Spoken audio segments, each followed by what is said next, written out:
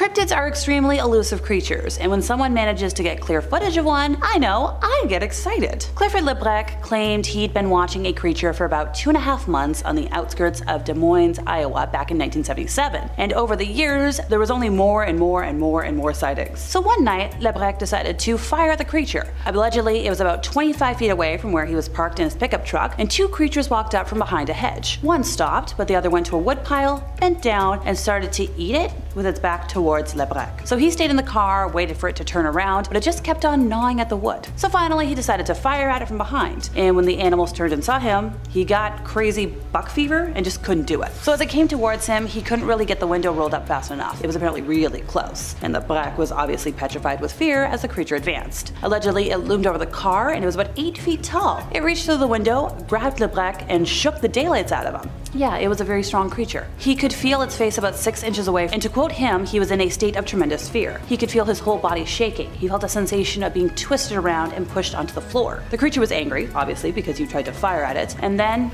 our witness passed out. When they regained consciousness, it was gone. Lebrec, who owned a truck brokerage firm, is also president of Bigfoot Research Incorporated. He's been researching Bigfoot reports for about 49 years, and the thing that attacked him was terrifying and enormous. He said that after the attack, his memory was kind of vague because of his terror, since the thing was shaking him around, so he decided to visit a hypnotherapist, Eric Elster of Knoxville, Iowa, who was the expert in our situation. Elster stated that he hypnotized Lebrec so that he would go back to the time of the attack, and Lebrec was able to design and construct a life-size model of the creature based on the details that came to him under hypnosis, as well as what he obviously consciously remembers. So he made a model of fiberglass that was covered in artificial hair that allegedly represented a typical young adult male. The model stands about 7 foot 6 inches, and if it were a real creature, would weigh like 600 to 1,000 pounds. And its feet, of course, are what gives the creature its name. They're about 18 inches long, 9 inches wide, and they leave a flat impression on the ground, like 2 inches deep. Allegedly, Bigfoot's fur is dark brown in color and it has a very foul smell. So on this model, the shoulders measure about 4 feet across, the arms, which are about 47 inches long, reach down to almost the creature's knees, its biceps, 27 inches around this fun area, and the massive neck has a circumference of 40 inches. According to our witness, Bigfoot can make a wide variety of sounds. It can mimic other animals, but its typical voice is a low guttural growl, but sometimes it can sound like a hooting owl or even a barking dog. Lebrec estimates that there may be as many as 5,000 Bigfoot creatures in the United States and more in Canada. And Lebrec believes that no remains are ever found of Bigfoots that have passed because they either bury or hide their dead. And during Lebrec's search for our elusive creature, he has investigated numerous reports of sightings. Allegedly, he searched for 15 years before finally meeting Bigfoot face to face. So this creature obviously exists, and it's thriving at great numbers and increasing all the time. Lebrec thinks that the Bigfoot is a very intelligent creature and tries very hard to avoid contact with humans. It's almost as if the beast has some form of primitive telepathy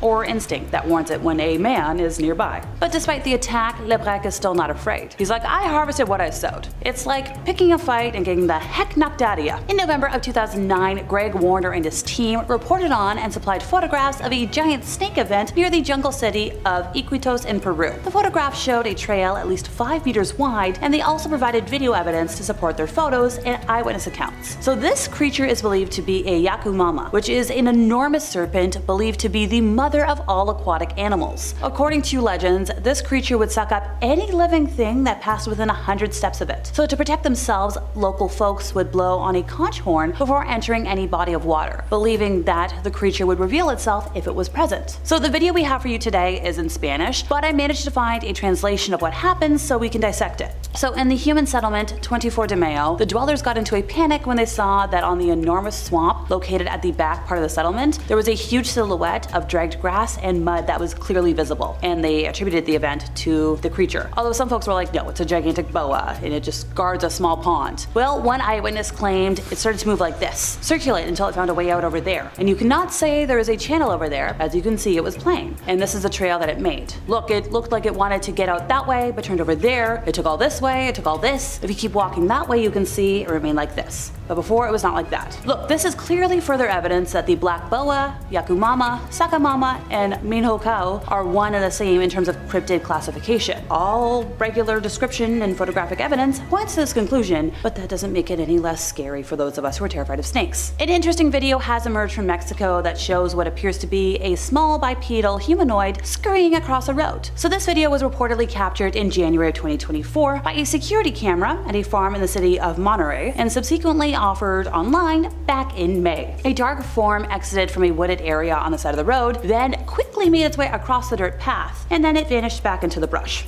Simpson style. Many believe it to be sightings of duende, a humanoid figure of folklore that is comparable to goblins, dwarves, gnomes, or even leprechauns. So what do you think it is? Fun fact, in Spanish, duende originated as a contraction of the phrase dueña de casa, effectively master of the house. Or it could also be derived from some similar mythical being of the Visigoth or Swabian culture, given its similar looks with the tomte of the Swedish language, which is depicted as a mischievous spirit inhabiting a dwelling. Turns out, Spanish folklore is rich in tales and legends about various types of duendes. Anjanas, buscosos, dianos, enanos, elfos, hadas, gnomos, nubaros, and many others. On April 2nd of 2024, TikTok influencer Nightmare Fuel uploaded a strange 1-minute video they had received from an unnamed fan. And in the comments they wrote, a camera was set up facing the river in Namor-ong after many people said they saw spirits in the river. And this is a river where many people have lost their lives over time. And the camera captured this, an unbelievable sight. And we have it for you. So some folks believe that they were referring to Lake Namor on Lolobau Island in Papua New Guinea. No date is given, though it's thought to have been fairly recent, and it's kind of unclear what exactly the creatures in the lake are, but they do appear to have large eyes that upon surfacing reflect the light. They swim about, submerge, emerge, and occasionally look at the camera. The activity seems fairly harmless, all things considered. YouTuber Maximum Fear featured the footage on his channel in a video titled Newest Disturbing Creatures Caught on Trail Cam 2024 and wrote, at some point we can even see the eyes on the creatures reflected. They just slowly swim around with their long straggly hair covering most of their face and head, and their pale white skin is slightly seen beneath. So a lot of folks are like, what could this be? Because once again, the river has a dark past, and folks think they might be paranormal manifestations of the lives lost, or they could actually be the creatures that are responsible for a lot of the disappearances and deaths. Maybe the land is cursed, maybe these are some sort of weird evil entity. No thanks. And finally for today, we have a video from August 2014 that was taken near Port Renfrew in British Columbia, Canada, and according to the witness transcript, it's something to see. Wendy and her husband were driving back from Port Renfrew, and there were a lot of creeks and streams flowing beside the road where they were driving, and Wendy suggested going for a little hike beside one of those streams. And while the duo were doing so, she's like, let's go further into the forest. She was feeling adventurous. So about 200 feet in, they spotted something ahead of them. And at first they were like, maybe it's a bear. But then they're like, no, it's a little more upright, kind of interesting looking, has a bit of a cone type head. So you watch the video, you decide. Allegedly there was kind of a musty smell in the air that wasn't strong, and the duo are adamant that this creature was not a bear. Move over, Bigfoot. The water leaper is a malicious creature from Welsh mythology and folklore that lived in swamps, ponds, rivers, and lakes. It was said to be a giant limbless frog or toad with a bat's membranous wings, sometimes even a bird's feathery wings, and a long reptilian tail with a large stinger at the very tip. So it leapt across the water using its wings, hence its name, and its favorite prey were fish, poor sheep who wandered too close to the water's edge, or even fishermen. And don't look at me, I don't fish. It was said that its appearance alone was enough to strike one dead. Never mind its venomous stinger or crazy screech that could have you doing this. This being was also said to really badly shriek. By the way, that shriek would stun its prey, and it would leap up from the water, it would snap the fishing line of fishermen, dragging whatever poor soul into the water's abyss, only to be speedily engulfed by a malignant and quite insatiable fake mouth. Now, I don't know if there's been any modern sightings.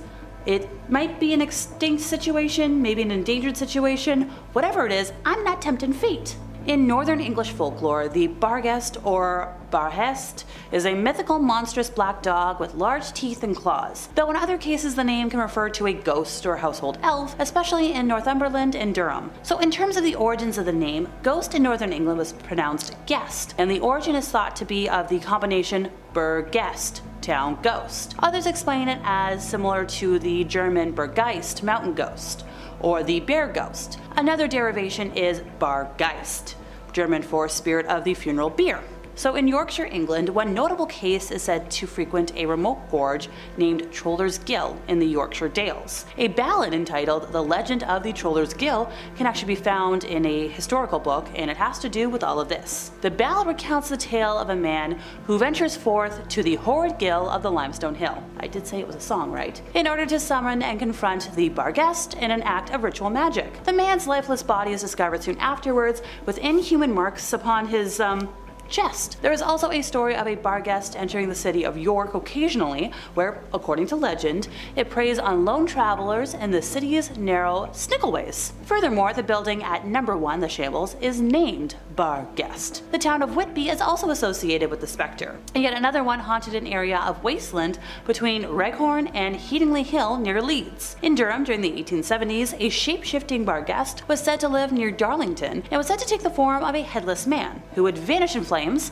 a headless lady, a white cat, a rabbit, a dog, or a black dog. Another was said to live in an uncanny-looking dale between Darlington and Houghton near Throssellnest.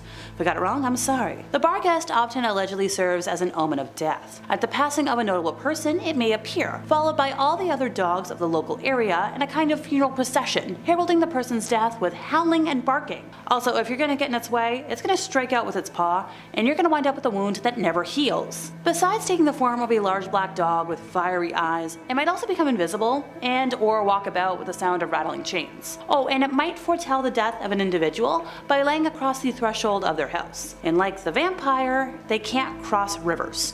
So, good to know. If your dog crosses the river, it's a dog. If not, get out of there. Oh, we're not done with unknown sea cryptids yet, folks. We're just moving 26 miles over to Capitola. A captain who prefers to stay anonymous was driving a team towards the area, when suddenly his attention was captured by some young sea lions not far out. They were lined up and several large lions were swimming back and forth in front of them. Much farther out, he saw the water being churned to foam and then thrown high up in the air. It was shiny, and at first he was like, okay, it's just a big fish, whatever. A dozen or more so lions were battling it, and every once in a while, all would rise out of the water. So it was looking to him as though all the sea lions were attacking it beneath, and then the monster came out of the water several times. Afterwards, when he was telling the story, he's like, I think it's about 30 feet long. So a few days later, the body of a strange creature was discovered by Charles Moore on the shore in that very same area that our witness saw the battle. The body was examined by none other than E.L. Wallace. You know that expert I just talked about? Pretty great. And he's like, my examination of the monster was quite thorough. I felt at its mouth and found it had no teeth. Its head is large and its neck fully 20 feet long. The body is weak and the tail is only 3 feet in length from the end of the backbone. These facts do away with the whale theory, as the backbone of a whale is far larger than any bone in this animal.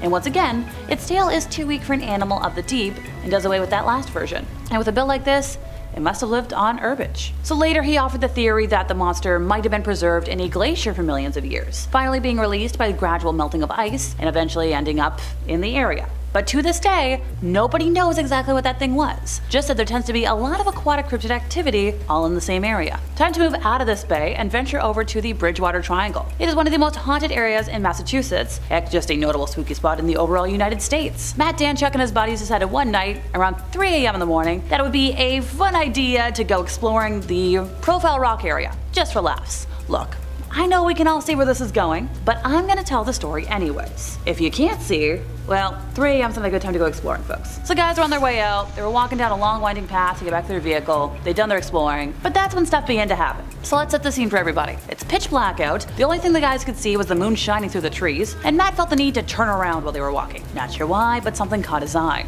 He spotted some sort of creature, limply running towards the group. It was about 100 feet away, favoring one leg over the other. Now initially he thought it was somebody who got injured in the woods or something, until he saw this thing run past the moonlight. So you know how when somebody draws a person as like a stick figure, like that?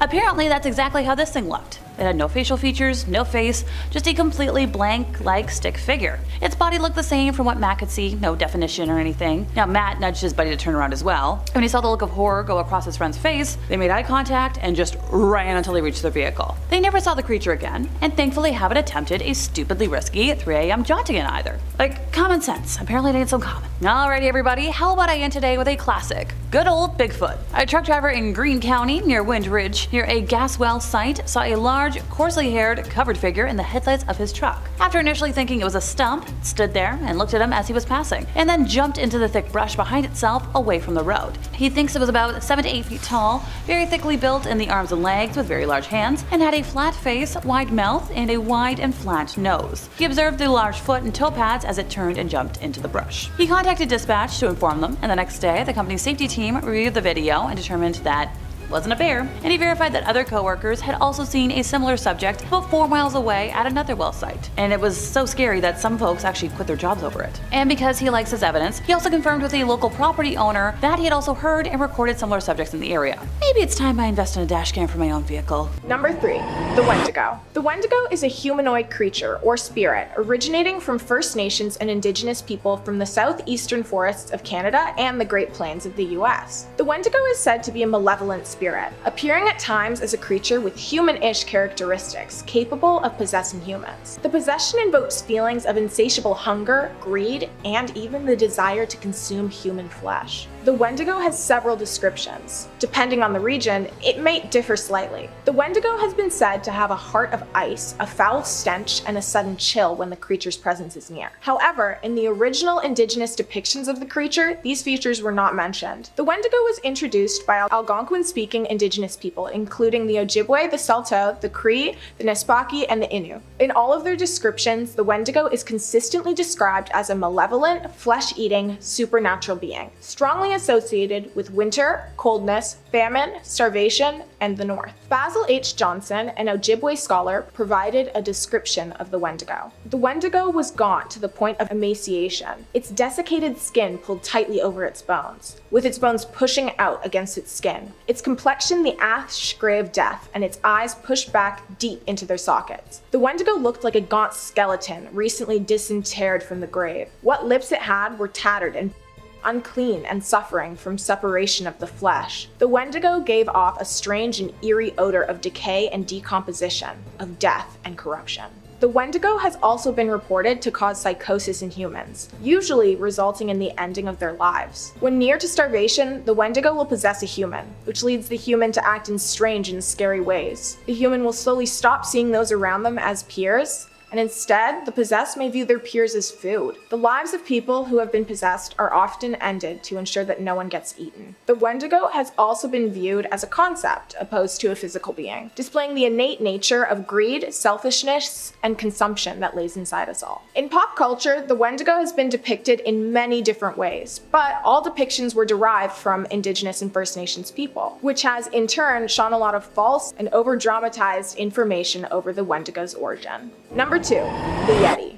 Yeti, abominable snowman, snowy Bigfoot, all names for the ape-like, snow-dwelling creature that lives in the northern reaches of North America. The Yeti is described as a large bipedal creature with white, gray, or brown hair. It has also been depicted as having large, sharp teeth. The name abominable snowman was created in 1921 when Charles Howard Berry led a Mount Everest expedition. He wrote of seeing footprints in the snow. Describing them, he said, he believed they were probably caused by a large, loping gray wolf, which, in the soft snow, formed double tracks rather like those of a barefooted man. His Sherpa guides gave the creature the name of Matogami, which roughly translates to man-bear snowman. The name abominable came out of a mistake that interviewer Henry Newman made. In preparation for an interview with Charles Howard Berry, Newman assumed that the word Mato, man-bear, meant filthy, which he substituted abominable for. The name caught on quickly, and many called the creation of it a happy accident. Mentions and sightings of the Yeti extend back to before the 19th century. According to H. Seeger, the Yeti was part of many pre-Buddhist beliefs of Himalayan people. Seeger was told that Himalayan people used to view a glacier being as the god of the hunt. The Yeti has become an extremely popular creature. Filled with many mistakes and misunderstandings, the Yeti has a rich and slightly amusing history. Many movies have been made about Yetis, and people still travel to the northern reaches of the world in an attempt to capture proof of the Yeti's existence. Number 1. The Loveland Frog. And finally, I saved the absolute best for last, the Loveland Frogman. The Loveland Frog, or Loveland Frogman, finds its origin in Ohio. Standing on 2 feet at 4 feet tall, the frog is definitely much larger than the average amphibian. The Loveland Frog was first spotted in 1955. Some stories specifying that it was first spotted in May of 1955, when a businessman spotted the creature while driving on a dark road in Loveland, Ohio. Other stories say that a group of men spotted 2 or 3 creatures, each standing on 2 legs 3 to 4 feet tall, with frog-like faces and leathery skin. Honestly, that description just sounds like me and my friends waking up after a night out. The creatures were spotted over a poorly lit bridge, and one was extending its arm upwards and holding a sparkling light above its head.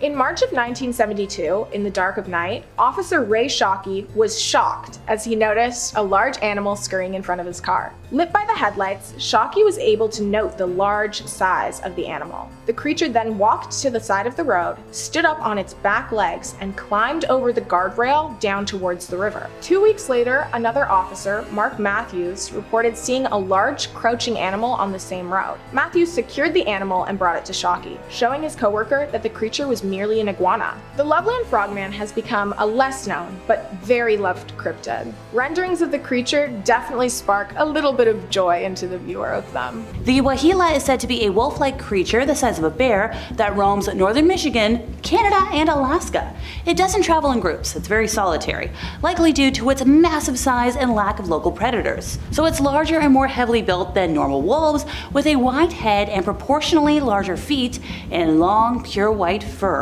The animal's hind legs are said to be shorter than the front legs, and the tracks show widely spaced toes. Witnesses describe this as being 3.5 feet to 4 feet at the shoulder. Legends describe the Wahila as an evil spirit with supernatural powers and describe it as doing what? Just killing people and removing their heads. It has been theorized that the Wahila is an amphicyonid, which is a prehistoric carnivore of the Miocene era, or a dire wolf, a prehistoric hyena, or maybe even a completely new species of canine. The Wahila supposedly travels through a section of land called the Nahanni Valley on its way to and from Alaska.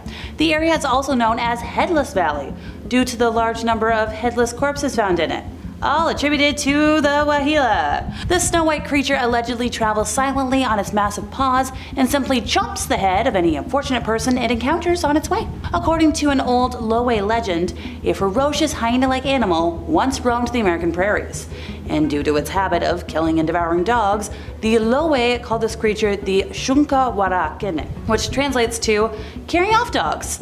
Every night this creature snuck into Lowe camps, and every morning a couple more dogs were found missing. So when the folks figured out that this had gone on long enough, they decided to ambush the animal. Armed with muskets and bows and arrows, they crouched in the darkness beside their teepees, not far from where the dogs were tethered. Suddenly, a strange wolf-like creature slinked into camp from out of the darkness. Nobody had ever really seen anything like it before. The very brave folks sprang from their hiding places and peppered the animal with arrows and musket balls. Incredibly, the missiles failed to bring the creature down, and they only made it angry. With a crazy shriek, the animal lunged at its tormentors. The warriors drove it back with their spears and clubs, and after a tremendous struggle, the animal retreated back into darkness. And everybody was like, let's follow it. They tracked the creature throughout the night and most of the following day, and eventually they did manage to corner it. The creature put up a very good last stand and fought to the bitter end. When it finally fell, it cried just like a human being. Once the creature was dead, a lot of folks skinned its carcass, painted its hide, and placed it in a medicine bundle. It was under the belief that whoever wore this medicine bundle in battle would be immune to enemy weapons, much like the monster whose skin it contained. The Nain Rouge, or Red Dwarf, is more than a cryptid to the city of Detroit. It's a devilish embodiment of the hardships that have befallen the city throughout its existence. According to legend, before every disaster in the city, the Red Dwarf makes an appearance to foretell the upcoming hardship. The first sighting of the Demon of the Strait occurred in 1701, when Antoine de la Motte Cadillac, founder of Detroit, allegedly saw the being sitting on a bench. When the dwarf poked a stick at Cadillac, he retaliated with a drawn sword and, nailed his adversary into retreat. As a result, Cadillac lost all of his money and moved back to France. Every hardship that befell Detroit from that moment forward came with an alleged sighting of the dwarf, sometimes climbing light poles disguised as a little human. Immediately before the catastrophic events, it's been spotted before riots, snowstorms, big battles, and a lot of other events. And finally for today, Dowagiac is the town in which reputable sources have supposedly spotted the odd Dewey Lake monster ever since the 1960s. These sources claimed a beast resembling a gorilla, bear, and cat mixed together, measuring 10 feet tall and covered with fur, has chased after multiple residents. In June of 1964, a woman claimed the 500-pound cryptid chased her into her home, and 3 more girls said they encountered it later that night on a wooded roadway. Multiple armed locals are said to have combed the woods looking for the monster who frightened the girls and the woman, but they found nothing. Some say the large creature is also armed with claws and scales, allowing it to swim in its namesake lake. So perhaps the monster is just living up to its name and hiding beneath the surface of water until it can roam the woods again. Or maybe it's taking a page out of Nessie's book. So how about we start off today with something that's guaranteed to make me go, ugh, a large insectoid something spotted in Oregon. So back in the early 2000s, a man by the name of Adam Brittle was out for a bike ride at around 4:45 in the morning near the Willamette River in Eugene, Oregon. The spot he chose to stop and rest at was next to the famous Owen Rose Garden Park, and Interstate 5 ran overhead. So he was underneath, next to the river. He put his back against one of the support beams from the highway and was just chilling. But that's when he noticed some strange things going on across the river from where he was, which he estimates was maybe 50 feet on the bank. He saw 2 tall, thin but very muscular, mantis insect beings on the other bank. Yucky. The first one was less than 10 feet from the water's edge, not moving at all, but its eyes were open and glassy like mirrors. And there was a person there, on the ground, face down and looking like maybe he fell, and that's when Adam noticed the second hellion. Now you might be asking yourself, how or why didn't Adam notice the second creature before that point? It's because this thing wasn't super clear to his eyes since it was jerking backwards and forwards so quickly over another body that seemed to move like a blur, which that's very fast. So at this point, obviously Adam was a little terrified. Like, yes, that should be obvious, but I wanted to make sure I was crystal clear. He slid forward from his pole, attempting to quietly move away, but looked back up against his will, and that's when he heard strange talking and what sounded like the banging of metal on concrete. He was met with the view of what looked like a white, bald man with big black sunglasses peering out from behind the pillar barely 15 feet away from him. Adam made eye contact with whatever it was and scrambled to get out of there as quickly as he could. He stumbled a couple of times, never looking back, as he hopped on his bike and began pedaling like his life depended on it. And hey, as far as we know, maybe it did. Right after he started riding, his stomach decided to start emptying itself from the stress of the entire situation, and that's when something flashed by Adam, and it was so quick that it seemed like it was running at hyperspeed. He decided to go to the hospital to be safe, and outside the window of the emerge waiting area, he observed a black car doing laps around the building for a solid hour, as if it was waiting for something or somebody. And the windows were fogged, so all he could make out were the outline of 3 bodies, which only added to his fear until they left. And he's just sitting there like, I need help, but at the same time, I'm feeling scared. A couple of days after the whole debacle, Adam was feeling brave and went back to the scene of the unknown to try and figure things out. He noticed a lack of any kind of track marks or footsteps where the unknown creatures had been, but it almost looked like the area had been dug up and resettled, which creepy. Now apparently he hasn't seen the creatures ever since, but like, who knows? Time to venture over to Motory Bay for the tale of Bobo. Will you indulge me and allow me to tell this like the incredible story it is? Thank you kindly. It was a clear fall day, and the Pacific Ocean was as flat and clear as a giant mirror. From Captain Sal Coletto's small salmon fishing boat, 10 miles off Moss Landing, the indentation of Motory Bay on the shore looked like a giant thumbprint as he headed back towards Point Pinos. After a day of luckless fishing in the waters of Santa Cruz, the Motory fisherman was looking forward to getting home. Suddenly, Coletto noticed something floating in the sea about a half-mile farther out. Thinking it might be a man bobbing in the ocean, he revved the engine and headed out towards the object. When the captain got within 100 feet of the thing, he saw a creature with a head the size of a 50-gallon barrel. It was tapered to where a duck-like bill protruded from the massive bulging forehead. Coletto started to think about how a pair of fishermen had disappeared recently without a trace. Maybe this sea monster had devoured them. Not wanting to join their ranks, he pushed his boat's throttle all the way down and headed back towards the Monterey Peninsula. He decided that he wasn't going to tell anybody about what he'd seen. He was like, no, I don't feel like being labeled Crazy. Zip. 16 years later though, Coletto was traveling towards the fishing grounds off of Half Moon Bay on his 45-foot boat, the Dante Alighieri, and while the crew ate lunch in the galley below, Coletto and his brother-in-law swapped fishing stories as the craft headed northwards. Eventually, his brother-in-law started talking about a strange sea creature that he'd spotted a few times at the edge of the deep Monterey submarine canyon. Coletto got the chills as his brother-in-law described how other fishermen had said the beast would only surface on calm, sunny days, about 24 hours before a strong northwest wind would start to blow. And this was a windless day, and the water was smooth and silver as liquid mercury. As Coletto gazed towards the Santa Cruz Mountains, he observed something bobbing in the sea, and his heart fluttered like a dying fish's gills. He realized immediately that it was that strange creature once again. He yelled out to the crew, "All hands on deck!" They poured out of the galley and stood on the bow of the boat, wondering what the commotion was all about. "I want all of you guys to see this," he said, as he slowly brought the boat closer to the beast. The captain then cut the motor, and the boat drifted within 50 feet of the object. The creature's eyes were closed, and it floated on the surface as if it was sunbathing or sleeping. "It has the face of a monkey," his cook squealed. Let's leave. This is a bad omen." His brother-in-law was like, "Oh no, that looks like the face of an old man."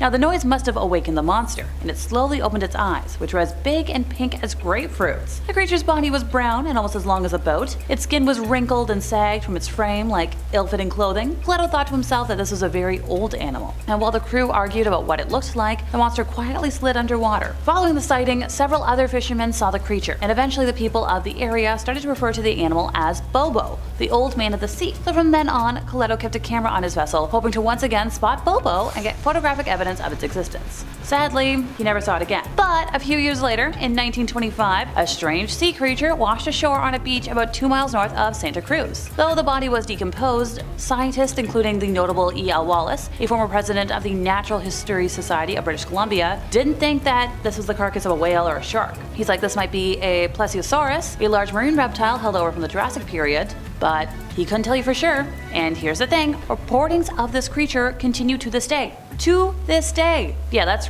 creepy enough. No thank you. Number 5. The Jersey Devil. Since the 19th century, New Jersey citizens have been putting up with a devilish cryptid whose name describes him to a T, the Jersey Devil. The Jersey Devil is described as a kangaroo-like creature with the head of a dog, face of a horse, bat-like wings, horns on its head, and a tail. The Jersey Devil has been terrorizing people for hundreds of years, and there have been a multitude of reported sightings which helped create the creature's reputation. While visiting a mill to inspect his cannonballs being forged, Stephen Decatur launched a cannon at a flying animal overhead. The animal hardly flinched and continued on flying. People often complained of the devil eating their livestock and leaving the animals in ghastly states. One man was actually able to demobilize the creature, thinking it dead, and took a picture. He showed it to dozens of people in the hope that someone would be able to identify the creature with red eyes, and many claimed that it resembled the Jersey Devil. In January of 1909, there was a drastic influx in published sightings. Newspapers wrote of the devil attacking trolley cars and social clubs. The authorities supposedly fired at the creature in an attempt to stop the attacks, but to no avail. Reports of footprints in the snow were coming in from all over the state. Many even offered thousands of dollars for the capture of the Jersey Devil, with the plans to make a private enclosure or zoo for the cryptid. Skeptics believe that the Jersey Devil is nothing more than a folk story, saying that the devil was created by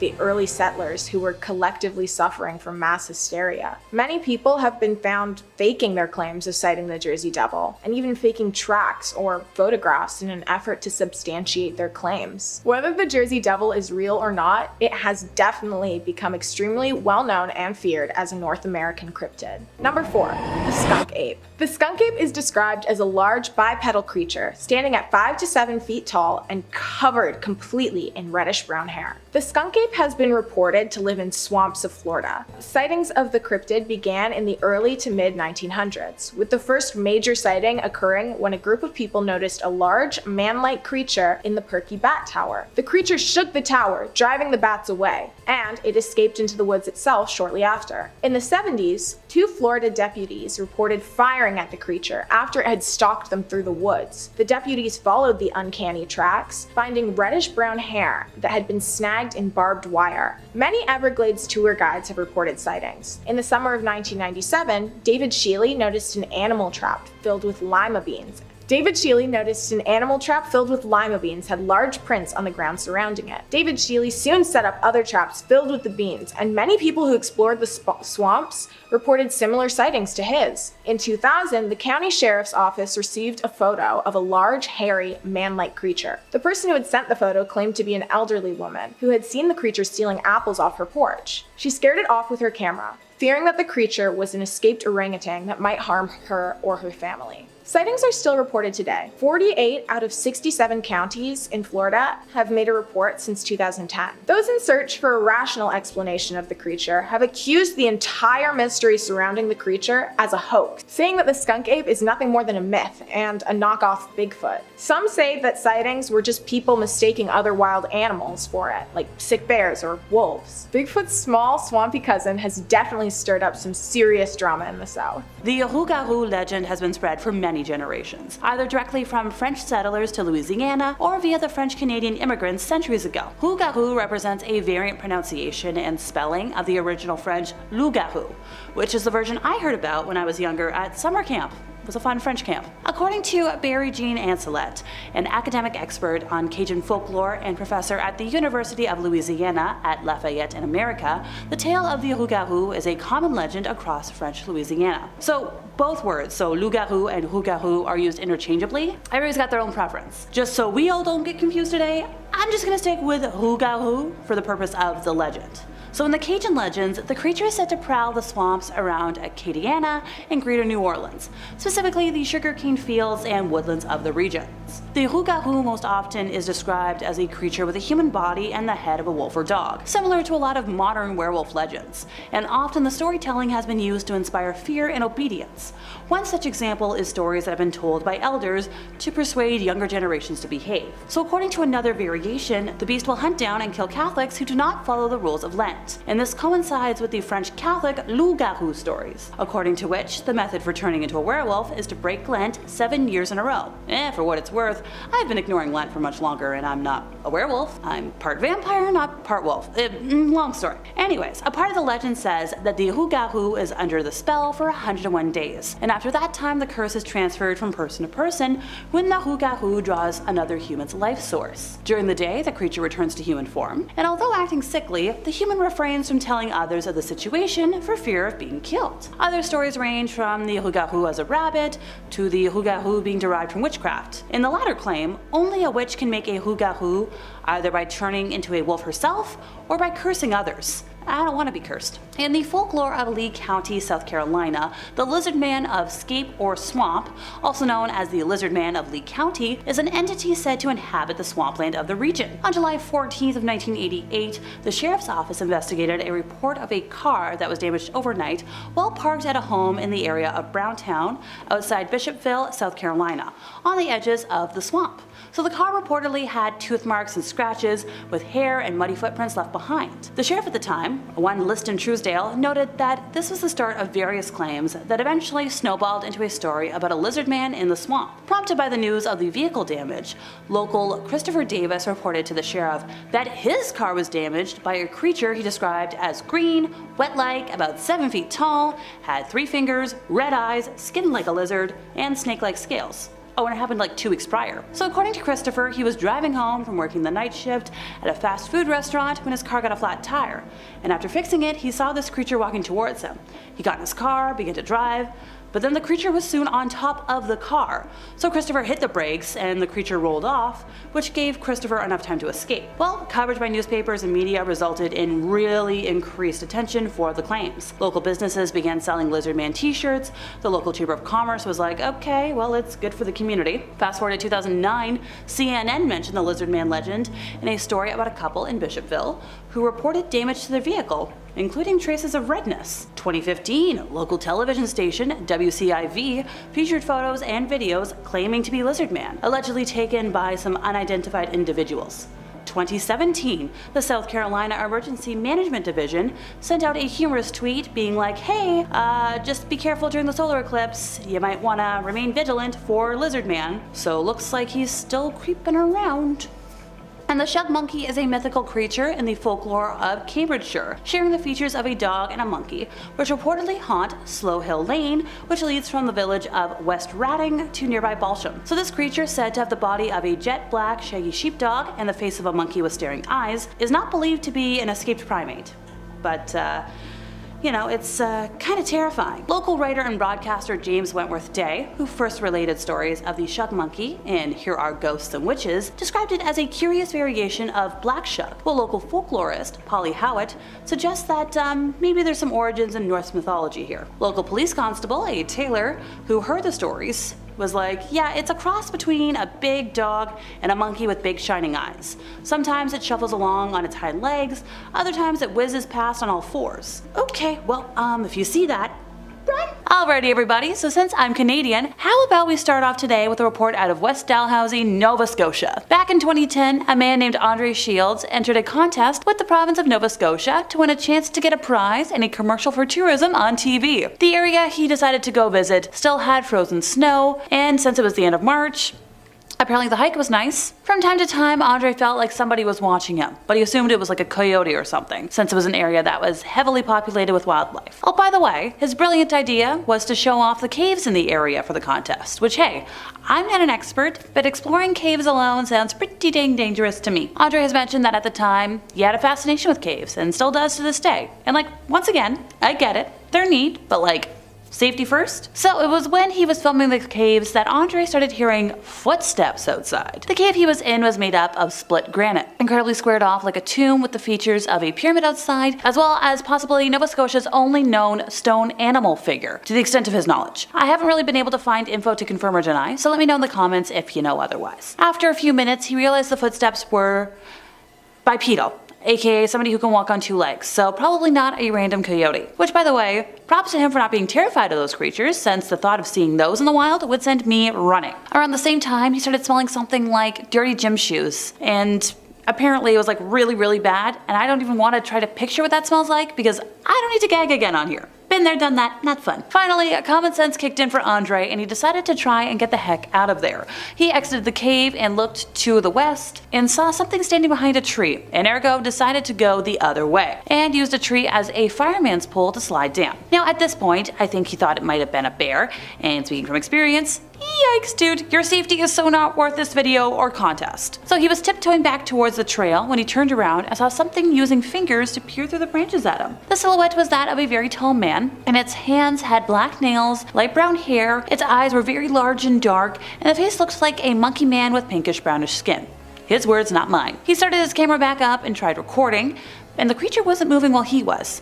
And soon enough, his reaction of absolute fear was recorded when he started running. Eventually, he stopped at a large puddle to catch his breath and saw where something huge had stepped into a smaller tree and the moss, leaving a massive print, and into the water, leaving another. So he took some pictures and kept going, realizing it had come from the same direction he was running towards. While he kept running, he noticed oddly bent trees, broken branches, and just got the heck out of there. He didn't dare venture into the woods again until like 2022. And gee, I wonder why. Next up, we have a spotting from last August in Texas. So this all started with a bizarre daylight animal sighting. Tina Collig was pretty stumped, so she reached for a camera. She's like, okay, let's get some pictures. I don't know what this is, but maybe somebody else will. But sadly, the photos didn't do much to clarify the critter's identity. Instead, they opened a Pandora's box of cryptid theories, which is where we come in. All Tina knows for sure is that the animal enjoyed chowing down on berries that had fallen from a bush in her hill country village backyard. In an interview, she later recalled, like, she was inside, she looked out into the yard and saw an animal and was like, okay, what is it? The creature was a yellowish brown color and appeared to be almost the size of a large dog, with a long tail that almost touched the ground and very large pricked ears. After getting the images, she uploaded them to Nextdoor, that's a little social media thing, for a little local feedback, and her neighbors were like, I don't know either. And that's when all the different theories and possibilities started pouring in. Because it's the internet, everybody's got their 2 cents. They included everything from a coyote dog mix to the chupacabra. So I'm sure you can guess where my thoughts lie on the matter. Now, that name refers to a mythical reptile-like creature in parts of the Americas that is said to stand 3 to 4 feet high, hop like a kangaroo, and attack and drink the life source of livestock. Some folks also thought it might have been the legend of an area mountain lion that a lot of people have long sighted but never caught on camera. Now, this isn't the first time that the Texas parks and wildlife officials have proven stumped by something caught on camera. In April of last year, a wildlife camera in the Rio Grande Valley revealed a never-before-seen animal as well. But when it comes to the case of Tina's unknown species, a lot of folks who watched the video were like, we've got some guesses. They're like, okay, maybe it's a wolverine, it could be a bush dog, optical illusion, maybe two wild hogs passing by one another. So Rachel Melstoff of the San Antonio Zoo weighed in, thinking that it might be a dog or a canine dealing with mange or other skin conditions. And hey, without better pictures, who knows? My theory? A chupacabra, just wanting to enjoy some fresh berries in peace. Who doesn't like some fresh raspberries or blueberries? I know I do. This next one is for my Mothman fans. I know y'all are out there. This tale is from 2016, which is back when I was in my first year of university. Ah, little Alexa, back when I thought a career in radio was still possible. This story comes out of Point Pleasant in West Virginia, and over there, Mothman is a local legend that over the years has gained worldwide fame. A man who wishes to stay anonymous says he was driving along State Route 2 and saw something jump from tree to tree, so he pulled off the road and snapped a couple of photos. As you do. Now, he's declined any kind of on-camera interview, doesn't want his name out there, but he was adamant that the pictures had not been doctored. He said he recently moved to the area for work and didn't even know about the legend. Look, just off the bat, if the guy wants to stay anonymous, that only adds to the legitimacy for me. He's not in it for money, he's not in it for fame. What else does he want? In the pictures, the creature appears to have wings with pointed tips and long legs, bent at an awkward angle. Now, Point Pleasant locals such as Carolyn Harris believe the pictures could be real because there have been so many other sightings over the years. She even said, I definitely know the Mothman is real. Now, the Mothman was reportedly sighted in Point Pleasant by witnesses from November 15th to December 15th of 1966 originally. Author John Keel popularized local folklore about the creature with his 1975 book, The Mothman Prophecies, which was later adapted into a 2002 feature film with the same title, starring a lot of people, including Richard Gere. You know, you've seen it. Harris has owned the Mothman Diner in Point Pleasant for over 48 years and also helped start the Mothman Festival. Oh, I love that. She's mentioned, like, there's been too many sightings of the Mothman for her to not believe. She's talked to a lot of first responders, the sheriff's department, and they've made a believer out of her. Some folks believe the Mothman is a bad omen, only appearing when catastrophe is about to strike. But there's been many claims that the winged, red-eyed creature was seen right before the Point Pleasant Silver Bridge collapse in 1967. Now, back to Harris, she's met a lot of Mothman believers over the years who visit her diner. There's a lot of news sources that have talked to local experts, and I know one of them was Jeff Wamsley, the local Mothman expert on everything, and the owner of the Mothman Museum. And they're like, okay, you see these, what do you think? And he's mentioned, like, with modern technology, it's almost impossible to know for sure if the pictures are real. But it doesn't matter if they're real or not. The benefits the legend of Mothman brings to the town are very real. He's like, it's a good thing. It brings a lot of people to the area. He's here to stay. Me personally, I think it's real. So number 3, more Bigfoot. So now we travel over to southeast Oklahoma with a tale from Susan Paulson. It was just another day and she was checking on the animals when the weather radio blared out a tornado warning. So at the time there was a large storm over the area and an advisory was indeed in effect. So while she wasn't surprised, Susan quickly closed up the barn door and hurried towards the house, finding her offspring and husband. They got themselves into a shelter, barred the metal door, and sat waiting for the worst. About 5 minutes after they settled into the dugout, the wind started picking up outside and the whole family could hear thunder and rain outside of the doors. It was soon joined by the impacts of large hail hitting the metal door as the sound of the wind changed to a roar similar to a plane about to take off. They could hear the different sounds of objects hitting the door, but particularly a loud crack and lots of scraping on the door. In total, the entire event lasted maybe 7 minutes, but the family didn't try to leave the dugout until the wind died down, which, you know, it makes sense. Susan's husband unbarred the door and tried opening it, but it would only open about an inch. They could see through the crack that the apple tree next to the dugout had blown over in front of the door. And heck, they tried to pry the door open every which way, slamming their bodies against the door, but nothing worked. The family was completely stuck in the shelter, but they knew at some point there would be people checking on places in the tornado's path, so they stuck a piece of wood in the crack of the door to hold it open and got comfortable and prepared to wait. When 7 p.m. rolled around, they discovered that claustrophobia and panic attacks can strike anyone, no matter how prepared you are. So technically the family was safe and prepared physically for a week, but Susan's not sure their minds could have lasted a week. They could see it was dark through the crack of the door when a foul odor wafted in, smelling like a wet dog combined with a male goat and a teenager's armpits. Now Susan originally thought it was an overly pungent skunk, and she went to shut the door, but stopped when she heard what sounded like footsteps. The family started yelling for help, calling out to whoever was out there, but nobody responded. There was a shuffling sound and the smell got even stronger, causing Susan's eyes to water as she yelled out and pounded on the door. She heard a grunt before the sound of footsteps and the odor started fading away. Eventually the footsteps returned, and while everyone trapped, yelled and pounded on the door, once again there was no response and the footsteps left once more. This time Susan felt uneasy and barred the door shut. Something just wasn't right with this person. At around 3 in the morning, Are we sensing a pattern? Susan's daughter woke up from a nightmare and started crying, and Susan was comforting her when she heard branches cracking and scraping against the door along with grunting. She woke her husband up, and once again, they pounded on the door and yelled, this time leaving the door open as much as possible. Just a couple of inches, man. When the noises outside stopped, they waited about 10 minutes to try to open the door, and this time it opened enough for the family to be able to step out. The trunk of the tree was lying near the door, but there was a pile of branches off to the side, and in that ground outside, there were a lot of footprints bigger than any foot Susan had ever seen. After tucking the offspring in their proper beds, Susan headed out to the barn to see if the animals were okay, and was about halfway there when she heard one of their hogs screaming. She ran towards the barn, and a few yards away, she could see her market-ready Hampshire barrow struggling and screaming while slung over the shoulder of a dark, hulking, human-like figure. Susan yelled at the figure to drop her peg, and it just turned and stared. She shined her flashlight at the creature's face, revealing a grayish face with a flat-looking nose. It was covered with thin, dark brown hair all over its body and massive feet. After a few seconds, it turned and walked into the cornfield towards the creek and disappeared from view. Yay for saving everyone, but bummer about losing the livestock. Number 2, a Glimmer Man of Chicago. So Stella's experience took place on September 2nd of 2022 after a day of running errands for her elderly father, when she had returned to his apartment building and 6th floor residence. She went out onto the balcony for, smoke break, just standing and allowing her mind to go blank when she noticed a weird large tree about 20 feet away. Yeah, I'll elaborate. So one of the branches on the tree was bowing quite heavily, but Stella couldn't see anything on it that could be responsible for the weighing down. As she was staring at the branch and trying to make sense of what her eyes were seeing, an intense feeling of dread and fear came over her, as if every part of her body was screaming at her to turn around and run, but she didn't know why. At this very moment, the bowing branch that she had just been observing began to shake violently, and despite her internal instincts still screaming at Stella to leave, curiosity had now gotten the better of her, and she started to move along the railing to get a closer look. As your friendly narrator, this is where I interject and tell anyone with some sense to run, but hey, what do I know? A small form began to glimmer on the branch, and as Stella continued to watch in shock, a transparent human figure that shimmered a yellowish-white color developed. She snapped out of her fixated stare and quickly took a step back from the railing, realizing finally that this is something that should be feared. Glad the old common sense kicked in after the overwhelming fear, dread, and visual, should have kicked in sooner in my opinion, but that's just my usual snark kicking in. The shimmery being eventually dropped out of the tree, landing behind a man who happened to be walking past at the time. The walking man spun around, his reaction similar to, as if he had been hit with an object from behind, and was confused when all he saw was a cloud of smoke.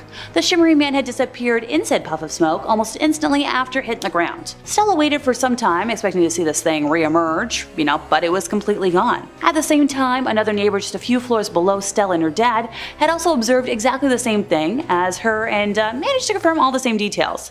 The neighbor and Stella then managed to track down the man who was walking past a few hours later, and after a conversation, confirmed that he had felt the weird impact, the overwhelming dread, but didn't see anything. Stella is positive that the Glimmer Man still roams the area, often feeling the overwhelming emotions from the day whenever she visits her dad, but hasn't spotted it since. My heart goes out to her, and I hope whatever it is buggers off soon. Number 1, not deer. I gotta say, I was definitely chuckling a bit at first when I was reading about this cryptid, but, seeing as where I'm from, that's just another way to lead into conversation about seeing a moose on the highway. And while the thought of driving within eyesight of a moose is scary enough, not deer are actually scarier. So this report comes from Elias Merritt in Roanoke, Virginia. Describing the time of day as almost dark, he was waiting for a friend to meet him for dinner when he experienced a feeling of something or someone watching him. He turned around suddenly and saw what he described as the shadow of a man behind a bush, which caused him to flee to the other side of the street, hiding in an area where he felt safer but could still see, if his friend was coming. As he stood in this new position, Elias saw 2 deer along the edge of the woods and watched them as they moved, observing that one of the deer seemed to have a bad back leg or was just injured. He walked in their direction to get a better look and see if he could help, but as he got closer, he realized they weren't deer and froze, petrified. The beings had oddly shaped heads and appeared to have patches of hair stitched over human skin. Both of the creatures looked in the direction of Elias and slowly stood up on their back legs and began running towards him, chasing him to the point where he was simply running and yelling in the direction of who knows what, no longer worried about waiting for his friend. He eventually ran into said friend and in a panic told him the entire story. And what do you know? The friend turned pale and explained that several years prior, he had had a similar experience while hunting in the forest outside of town, with his descriptions of the creatures being almost identical to what Elias had seen. Not to sound like a broken record, but I'm really glad I've never been like the nature hiking type. Cryptids can terrify the bravest among us, and that means even folks who consider themselves experts. Ever thought you saw something glittering in the distance, but your eyes were deceiving you? Well, Stella's experience took place on September 2nd of 2022 back in Chicago. She went out onto a balcony and she was looking in the distance and saw this weird large tree. was about like 20 feet away. And one of the branches on the tree was bowing pretty heavily, but there was nothing there that could have made sense for it to be having weight. So as Stella was staring at the branch and trying to make sense of what was going on, an intense feeling of dread and fear came over her, as if every part of her body was screaming at her to turn around and run, but like she didn't know why. And at that very moment, the branch that she had been observing began to shake violently, and despite everything still screaming at her to leave, curiosity had now gotten the better of her. So she started to move along the railing to get a bit of a closer look. A small form began to glimmer on a branch, and as Stella continued to watch in shock, a transparent human figure that shimmered a yellowish white color developed. She snapped out of her fixated stare and quickly took a step back from the railing, realizing finally that maybe this is something kind of scary. The shimmery being eventually dropped out of the tree, landing behind a man who happened to be walking past at the time. Now this guy spun around, his reaction similar to somebody who had been struck from behind, and was kind of confused when all he saw was a cloud of smoke. Oh right, the shimmery thing had disappeared in a puff of smoke after hitting the ground. Now Stella was like, okay, I'll wait around, let's see what happens. Nothing came back. Thankfully for her, at the same time, another neighbor just a couple floors below had observed exactly the same thing. And when those two conferred, they were like, okay, what's going on? Thankfully, they also managed to track down the guy that was walking past. And like between the three of them, they were like, okay, he felt something on his back. I saw something. You saw something. What is going on here? Oh, and they also all confirmed that they were feeling that weird, overwhelming dread. Up north we go next. We've got an aquatic cryptid in Vancouver. So Taylor Wallace is a private investigator based out of BC who was hired to find the evidence of a person that had gone missing without a trace. And all he found, after more than a 6-year investigation, was evidence of large clawed creatures that could very well be consuming people. The photos he has provided as proof show a large claw print in the sand that was found, among others, next to a seal without its head that he discovered in 2016, a large claw print cut into some solid stone found in 2022, a cave made by something with large claws that has a red fluid-soaked entrance with a red claw print on the cave wall above it, and 3 separate scat samples from a large animal, believed to be one of these mysterious creatures. Oh, and also what possibly could be a human fingernail? So the area where all of this was found in was a couple hundred feet around a lake from a public beach, and there were dozens and dozens of large claw marks coming out of the water and onto the shore in various places that really didn't belong to any kind of water creature that Taylor could identify. And he's gone to this beach many times and is constantly looking for and gathering more evidence. Sadly, he has found another seal that was missing an important body part, and copious amounts of evidence of a large aquatic creature that's coming out of the ocean on a daily basis to feed on seals, ducks, and migrating snow geese. So not only are there large digs and claw prints in the hard ground everywhere, which were obviously made by a creature with some crazy claws, but the remains of all these dead other creatures are everywhere. While coyotes are the largest predators in the area, Taylor's never seen one in that park, and also the claw prints don't match up in really bad evidence. In a nearby park, Taylor's also collected more scat samples, and also one that might have traces of human evidence. And he's like, maybe this is from the human that he's been looking for that's been missing, so he can stop looking for that human. Also, very coincidence-wise, he's found evidence of these creatures in locations where people have gone missing without a trace. In second place, we have a Glimmer Man in Chicago. See, I told y'all, no more winged whatevers. The only connection this encounter has to the last one is that they were both based out of Chicago, but in different areas of the city and took place within the last year. Other than that, no relation. Stella's experience took place on September 2nd of 2022, after a day of running errands for her elderly father, when she had returned to his apartment building and 6th floor residence. She went out on the balcony for a cigarette break, just standing and allowing her mind to go blank, when she noticed a weird large tree around 20 feet away. Yes, I'll obviously elaborate. One of the branches on the tree was bowing quite heavily, but Stella couldn't see anything on it that could be responsible for weighing it down. So as she was staring at the branch and trying to make sense of what her eyes were seeing, an intense feeling of dread and fear came over her, as if every part of her body was screaming at her to turn around and run, but she didn't know why. At this very moment, the bowing branch that she had just been observing began to shake violently, and despite her internal instincts still screaming at Stella, leave, curiosity had now gotten the better of her, and she started to move along the railing to get a closer look. As your friendly narrator, this is where I interject and tell anyone with some sense to, run! But hey, what do I know? It's not like I talk about this for a living. A small form began to glimmer on the branch, and as Stella continued to watch in shock, a transparent human figure that shimmered a yellowish-whitish color developed. Stella snapped out of her fixated stare and quickly took a step back from the railing, realizing finally that this is something that maybe should be feared. Glad the old common sense kicked in after the overwhelming fear, dread, and visual should have kicked in sooner in my opinion, but that's just my usual snark kicking in. The shimmery being eventually dropped out of the tree, landing behind a man who happened to be walking past at the time. Now the walking man spun around, his reaction similar to as if he had been hit with an object from behind, and was confused when all he saw was a cloud of smoke. Oh, by the way, the shimmery man had disappeared in the puff of smoke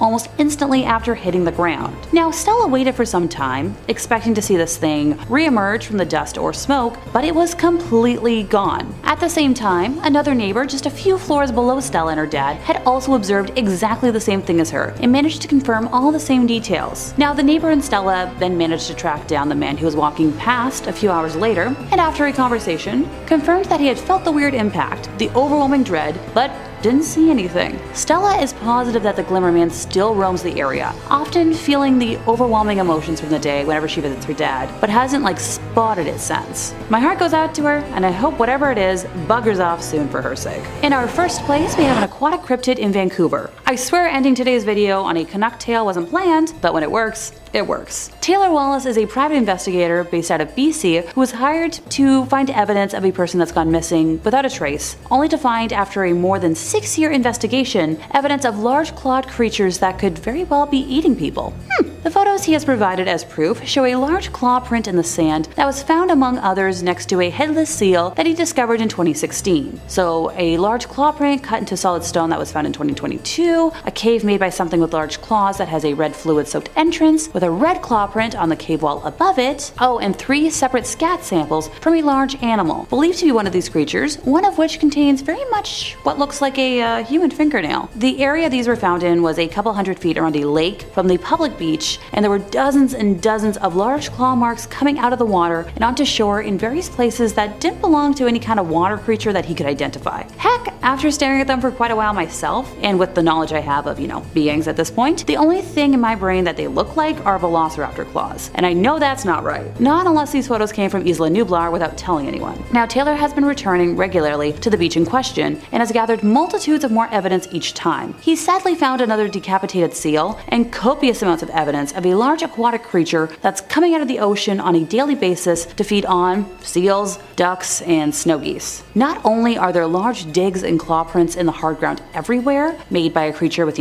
big claws, but the remains of dead animals are all over the park. Coyotes are the largest predators in the area, and he's never seen one in that park. But the claw prints are way too big to be coyotes or even just like a large dog. These digs are much bigger than even bears or cougars, and you don't even see those in the area. Okay, not gonna visit Vancouver anytime soon. I'll stick to the natural predators here in Toronto. Oh, and crappier evidence, in that nearby park, he's collected those 3 separate scat samples that I mentioned earlier, and he's hoping that that human fingernail that he found in one of them is from the missing human that he's been looking for years, so we can stop visiting this area and seeing all this weird stuff. Now, interestingly enough, where he's found evidence of these creatures, it matches up with the locations of people who have gone missing without a trace. Alrighty folks, check up on your BC friends and warn them to not go swimming alone anytime soon, or walk in any parks. Yikes. Number 5, Kamataichi. I love doing videos and lists like these ones because I get to spend a lot of time researching into these different cultures and cryptids I never really would have known about without these opportunities, so thanks for watching stuff like this so I can keep on doing them. That's my greedy reason behind it. I just like learning. Our first cryptid from the land of the rising sun is going to be the Kamataichi. This yokai appears as a weasel with razor sharp sickle-like claws. If you're a Pokemon head, big Pokemon fan, Sneasel from 2nd Gen, the dark ice type, he's based on a Kamataichi. They've got spiny fur similar to a hedgehog, and they bark like a dog, and they have razor sharp claws. These adorable funny little guys are extremely lightweight, lighter than the wind itself even, and as such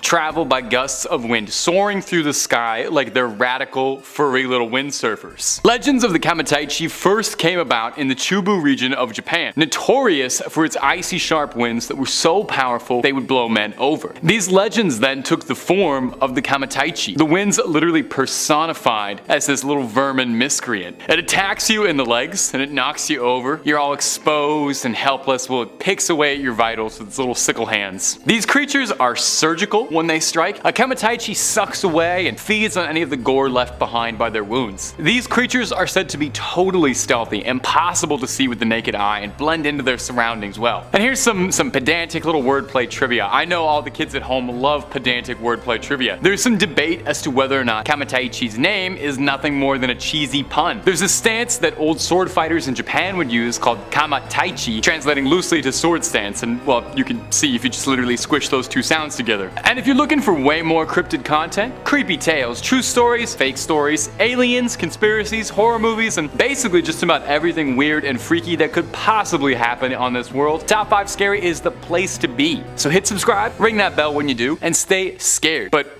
also stay watching this video, okay? Nothing I love more than seeing you guys watch them all the way to the end. Now let's keep going. Number 4, Teke Teke. Coming in next is gonna be a fairly newer urban legend, but it gripped me so much I had to include it in this. It's the Teke Teke. Teke Teke is a legend about the ghost of a student who was slain when she fell onto a railway line, where she was then split in half by a train. No easy way to say that, might as well just get it out of the way. Much like an onryo, which, hold on to that thought for now, we're gonna come back to that in a minute. She's a vengeful spirit of a wronged woman who lurks train stations at night, stalking out for her victims. She drags herself across the ground using her arms, dragging the spine sticking out of her torso, scraping across the ground, making a horrifying ticka ticka ticka ticka ticka ticka sound from where she gets her name. And you thought that was just like a cute little sounding name, didn't you? Nope. Try if you can. Just try to get the mental image out of your head of a ghost girl clawing along on just her hands and elbows and her spine following along behind her. She's also carrying a giant sickle with her, so there's that too. She's really not much of a farmer, so I'll tell you right now, she's not using that for crops. If she finds you, Teke Teke will chase you and slice you in half. Whoops. Some variations say that she only takes your legs, which I guess is better, but really not by much. There's a specific variation of the legend that gives Teke Teke a bit more backstory for her origin, saying her name is Kashima Raiko, and she's a specific entity. She died when her legs were severed from her body, and the next part gets a bit creepy, so you might want to grab onto something. Maybe put a little salt circle around your computer. It's said that when an individual learns of Kashima's story, she'll appear to you within the next month. So start timing now, I guess. Kashima Raiko is said to haunt bathroom stalls asking where her legs have gone. If you answer in a way she doesn't approve of, she'll take them from you. Incredibly bizarrely, most of all, this isn't the only bathroom themed horror story on this list, and I'm not joking, so we'll talk about that in a minute, but in the meantime sit tight and wait what I can possibly mean. Number 3, El Chupacabra. Since the 1970s, livestock farmers have said its name with a careful whisper, hushed tones under their breath. Is this creature even real, or is it just another tall tale that's gotten out of hand? The Chupacabra is a cryptid notorious across Latin America and the southwestern United States. Its name literally translates to goat sucker, which is hilarious, in reference to its vampiric feeding habits. Now, depending on who is telling the stories and where, interestingly enough, the Chupacabra's appearance varies fairly wildly. In Spanish-speaking countries like Puerto Rico, the Chupacabra is depicted as very alien in appearance. It's very reptilian, has like little bug eyes, and has spines running down its arm and its back. Now, alternatively, and this is the depiction I suspect more of you probably know it as this is the more North American southwestern version of it, the classic Chupacabra, if you'd like, is depicting it as a feral, canid-like creature, looking like a mutant dog, usually with missing chunks of fur, angry snarls, looks something more like out of Resident Evil than it would be an alien. I think it's very funny that these are the two speeds of Chupacabra. You have alien or weird dog. There's a small section of the cryptozoology community who suspect that these two might actually be two entirely different cryptids altogether, and we're conflating them, complicating matters ever so slightly, but you know, that's an argument for the cryptid subreddit.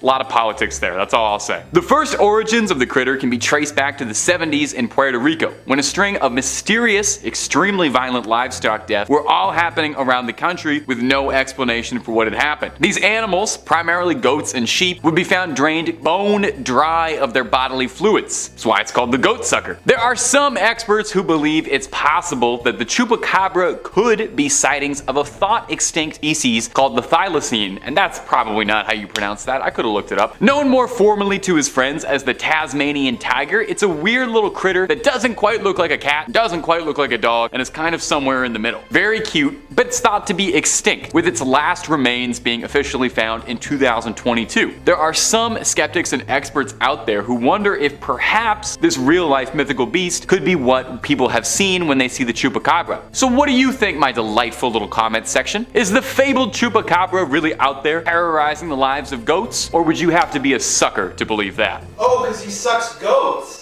Yeah, that's what you gotta get down on the car ride home. Number 2, the Goat Man of Maryland. Maryland is a beautiful state that a lot of important people over the years have called home. Frederick Douglass, Harriet Tubman, Babe Ruth, and if you believe the folklore, the Maryland Goat Man. I've talked about the Maryland Goat Man a few times on this channel, and I'm very likely to talk about him a few more times because he's a cryptid who just can't be bleat. Like beat, because he's a goat. Oh! I'll see myself out.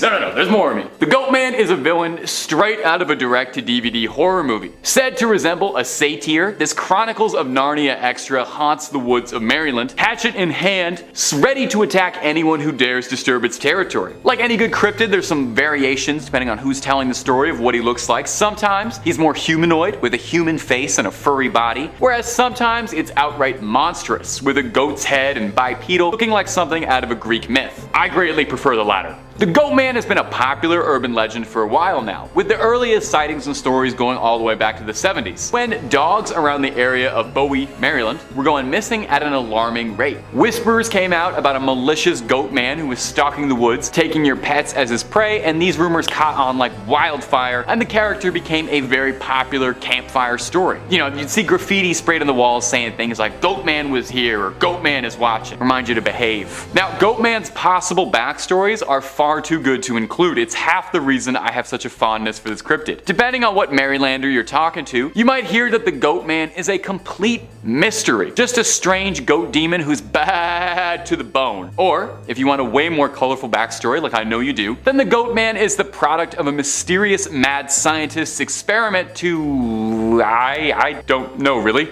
Do something with goats? Very possible this could be a Jeff Goldblum fly situation, somebody merged with a goat. Anyway, he escapes from the lab and he wreaks havoc on humanity and is said to mostly haunt Lover's Lane and go after teenagers in parked cars. I way prefer the backstory where he's a lab experiment and he's like a furry Jason Voorhees going after people smooching. Goat Man, we absolutely love you. If you are watching, please feel free to reach out, DM Top 5 Scary. We would love to have you on the channel to do a collab. You can share your side of things. Technically, I don't know the location of this next video, but it was definitely something that had me going, what the bleep? And at this point, that's newsworthy. The narrator of the video starts off by saying, I'm at a horse stable right now, as you can see. The other day I was walking over here, I saw a guy working the land. He works in the horse stable. Okay, we've got that.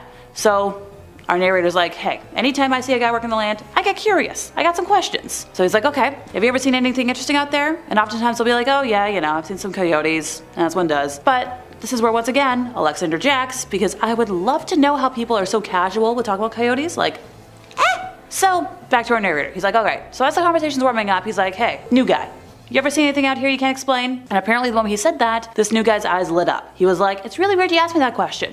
He's like, just last week, my buddy took the craziest video back in these woods. So he pulls up his buddy's private Facebook page, and well, it's a private Facebook page, and he was like, oh, I'm gonna send you this link, which, if you ever tried to send a link from a private page, not gonna happen. So apparently we had to pull up a video, one phone, another phone, screen record, all these things. We've got the video. I haven't seen anybody be able to explain what the heck is going on in it. So, what do you guys think? What's super weird about the video is the guy who took the video won't even go back into the woods anymore. And did you see the dog in the video? So that dog was growling and was looking over into the area where the apparition appears. And just what a crazy video. To quote the guy, I can't believe it, and I haven't been able to figure out what's going on. I know we've been showing the TikTok since I've started talking, so what do you folks think? Hey look, having a dog going haywire adds to the validity for me. Animals are super perceptive of the weird and ooky spooky, and they're a good marker of just What the heck? Okie dokie everyone, we're gonna end today with a video that's close to home for me, a spotting of Bigfoot from Northern Ontario. Now it isn't specified where, but since the terrain looks pretty familiar to me, I'd be willing to bet on Northeastern Ontario to be specific. It shows what clearly appears to be a Sasquatch walking in a wooded area near a body of water. The video was shared by the Rocky Mountain Sasquatch organization, and it was stated along with the video that these boaters in Northern Ontario had recently captured the incident. No specific time or location of the sighting was provided, but you know my guess. So the boaters were recording the nearby shoreline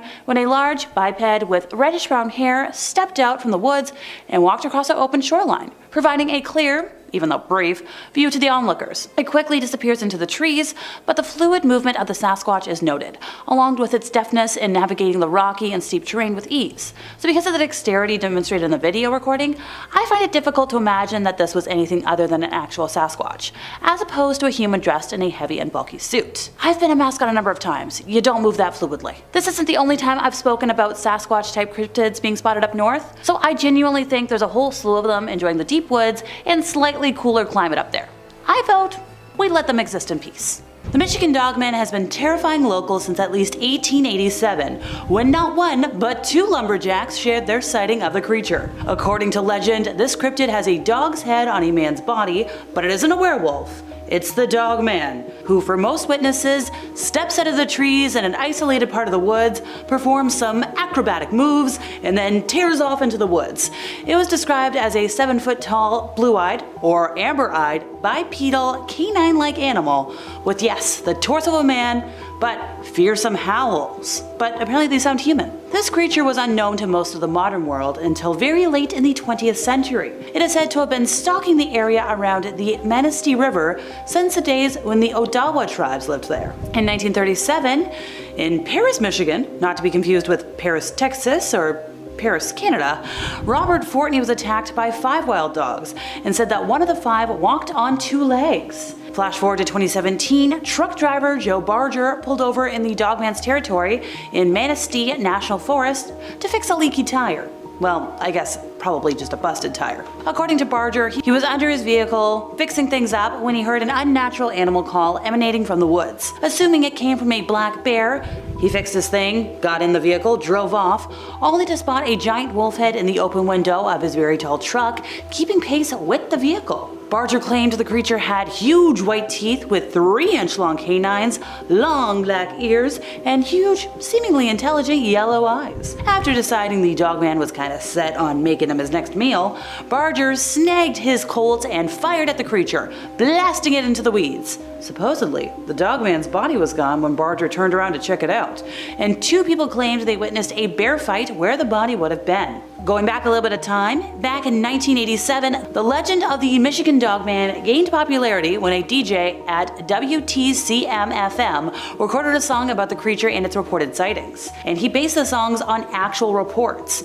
So this song was recorded with a keyboard backing and it was credited to Bob Farley. After the song was played on air, Cook received calls from listeners who said they'd had a lot of encounters. In the weeks after the song was first played, it was the most requested song on the station. Cook also sold cassettes of the songs for $4 and donated proceeds from the single to an animal shelter. Oh, before I forget, have you noticed anything in common with all these years? So according to legends, the Dogman appears in a 10-year cycle that falls on years ending in 7. And at the end of the day, sightings have been reported in several locations throughout Michigan, but primarily in the northwestern quadrant of the Lower Peninsula. So if you see a Dogman, a lot of believers think that if you simply clap, you're gonna scare it away. So try that. Good luck. As the legend goes, locals of the village of Wynn in central Michigan claim a corn monster lurks in the cornfields. To be specific, a shadowy figure that looks like a large, disheveled man emerges from the stalks and scares anyone driving in the rural area late at night. It's located near the intersection of South Wind Road and West Blanchard Road in Fremont Township, Isabella County, which is about 12 miles southeast of Mount Pleasant. There was allegedly an encounter in 2003 from a delivery man who stopped on a country road near Wynn one night to just rest. The driver admitted that he occasionally felt before that night that there was something trying to reach out of the corner of his truck whenever he would drive down that road, but that night, things got different. He got out of his truck, wanted to just stretch his legs, and the next thing he knew, a frightening human-like creature appeared on the edge of the cornfield. He described this creature as unexplainable, dark, dirty, man-like, and our guy screamed, scrambled back into the vehicle, and drove off, passing by the thing as it stared at him until he was out of sight. As a matter of fact, the area in which the wind corn monster has been seen is very, very little. Nearly every encounter has been on that road, so Co Road, in Isabella County. It's interesting though, like to think about why this creature decided to stay in such a small area, and how it remains so elusive. Also, like, what's gonna happen if they plant something other than corn in those fields? Does it become the soybean monster, the wheat monster, the cabbage monster? Those are also shorter crops, so then our monster's gonna have to crawl. Also, where does he go when the corn is harvested? Does he have like a cabin in the nearby woods? Scary movies and stories have taught, well, me enough at least, that if there's a scary cornfield, don't go near it. So what other residents have experienced this creature? Like, because there's gotta be some. Maybe it's time to take a trip.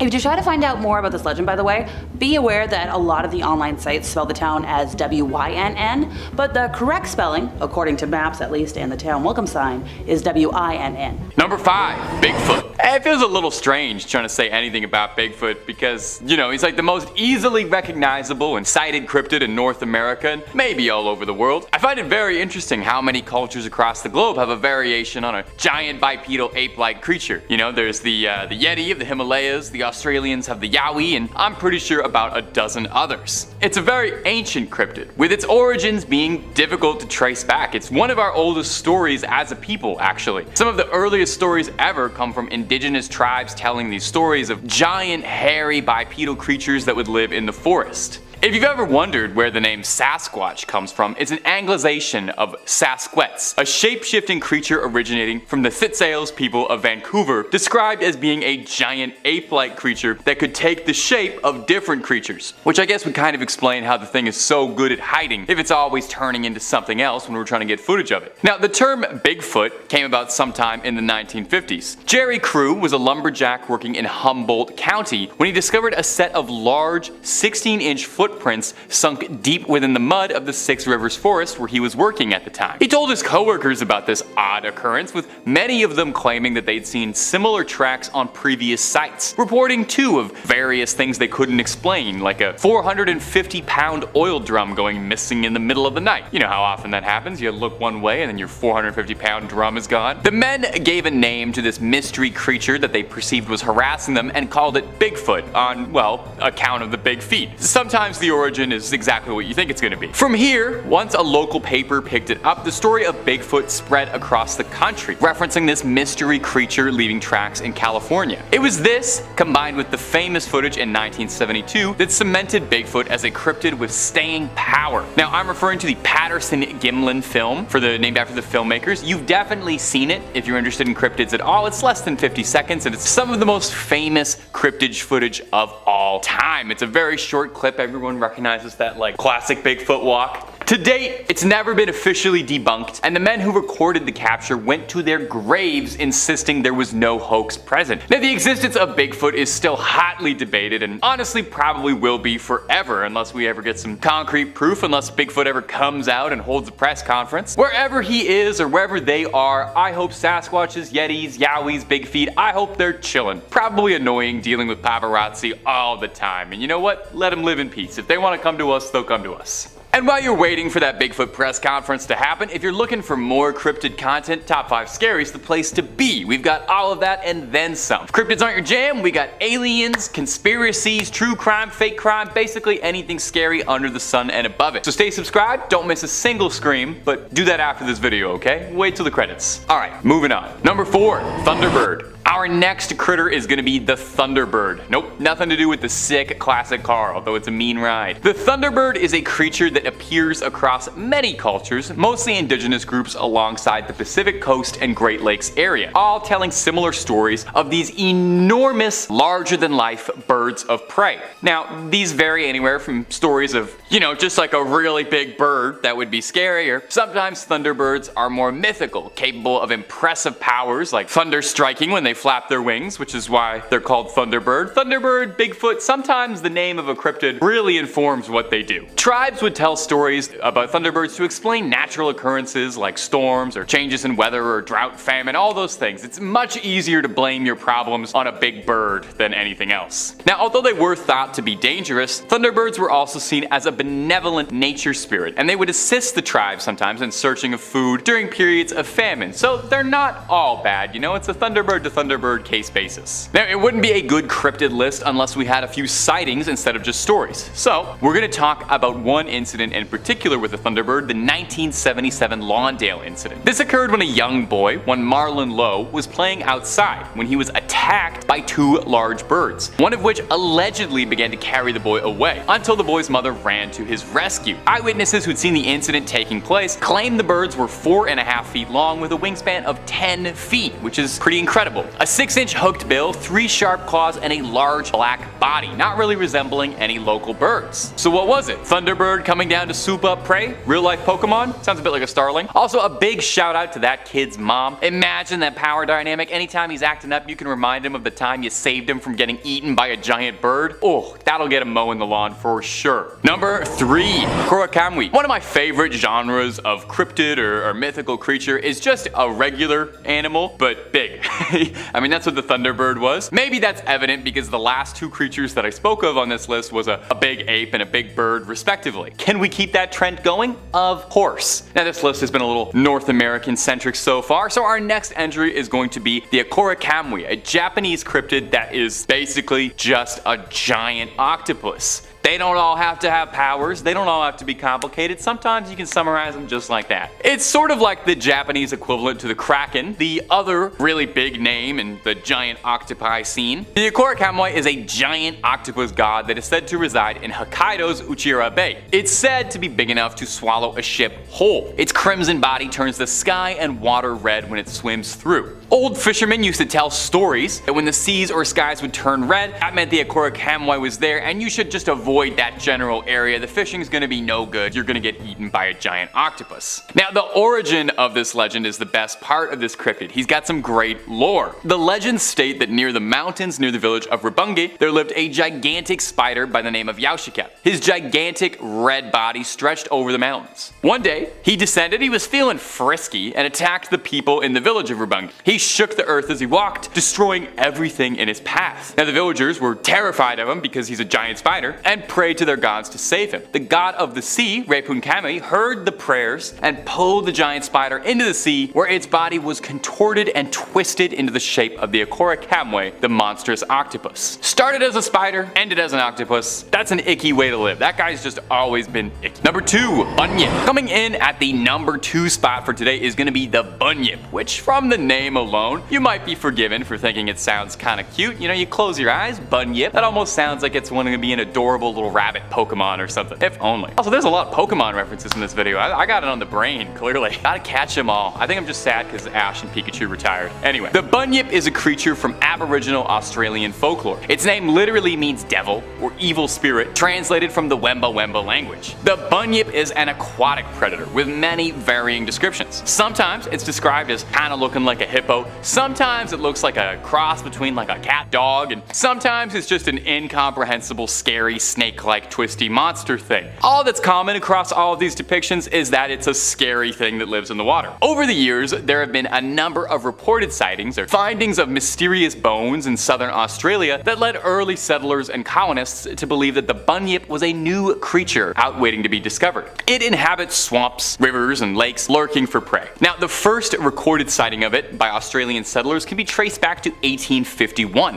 when a tracing of the creature's body was discovered near a riverbank in Ararat, Victoria. Local hunters had speared an unknown beast and made an imprint of the creature's body to remember it by, because, you know, if you found something weird, you'd want to remember it. They described it as 11 paces long and 4 paces wide in an extreme depth. Now, sadly, this outline no longer exists. They didn't use permanent marker, but it was enough to spur an interest and a hunt for this possibly mythical, possibly real creature. The Bunyip seems like it could have been a real strange step in aquatic evolution. Could not even begin to guess what it was really, or whatever it was they had found that day, so probably just safe for us to assume that it was a cryptid and there could be more Bunyip out there lurking and waiting. At number 1, Ogopogo. Coming in at the number 1 spot is going to be a local favorite of ours, Canada's very own Ogopogo. Yes, I'm a little biased, I had to include a local cryptid at the end of this one. Much like Bigfoot, almost every culture's folklore includes some variant of a sea monster. The most famous among them is probably the Loch Ness monster, the fabled plesiosaur that lives deep beneath Loch Ness in Scotland. Ogopogo is kind of like the Canadian version of that. Ogopogo chills up in Kelowna, British Columbia, and is tied deeply to the native folklore surrounding this area. The Okanagan natives revered a creature they called the Nataika, or Nahatik, which translates to a few things, but all come out meaning roughly the same thing, you know? Water demon, water god, sacred creature of the water. If you're not getting this across, important thing that's wet. Nataka was a demanding lake god, and it was thought that in order to ensure safe passage, locals would have to sacrifice a small animal, a pig, a chicken, and others, into the lake to appease the hungry lake monster. The threat of a lake monster dragging victims to the bottom really kept people in line. Now, it should be worth noting that there is some good evidence and a bit of pushback from native groups to suggest that the demonic view of the lake spirit actually came from European settlers, and that to the Okanagan people, the Nahatiko was a fairly benign spirit that actually protected the valley and was kind of a cool guy. Now, all those names, where does it eventually become Ogopogo? The rather silly sounding name sounds more like it's a toy. Well, a children's song from the 1930s was the first place to ever refer to this sea creature as Ogopogo, describing it in the lyrics as, his mother was an earwig, father was a whale, a little bit of head, hardly in a tail, and Ogopogo was his name. That's as much singing as you're ever getting out of me. Over the years, much like Nessie, there have been numerous possible sightings of Ogopogo, seeing something strange in the water that can't always be easily explained. Many people believe that Ogopogo could be like an otter or a seal or something that's always getting misattributed, but the legend is very much alive. Ogopogo has become a bit of a mascot for the city of Kelowna, with the statue of it serving as a popular photo op for tourists. So please, if you're ever in the area, snap a pic with Ogopogo. He loves it, he loves the press, and you don't even have to sacrifice a chicken to him anymore. In 5th place, we have flying monkeys.